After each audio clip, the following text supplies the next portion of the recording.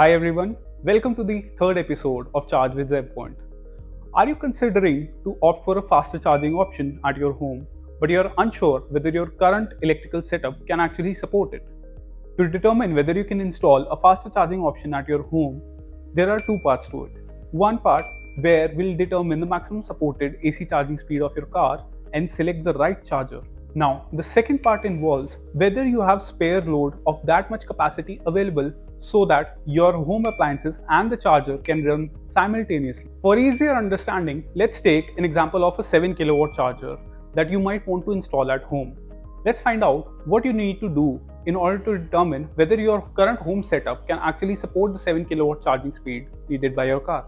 First step is to hire a professional electrician to determine the total sanctioned load of your property and determining how much of that load is actually being already utilized by your home appliances. Now, the spare load which is available at your home should ideally be greater than the maximum load which is required by the charger, which is 7 kilowatts. The next step will be to check whether you require any additional permissions in your residential area to install a faster charging option. Don't worry, if you don't have the spare load available right now, you can actually apply for a load upgradation.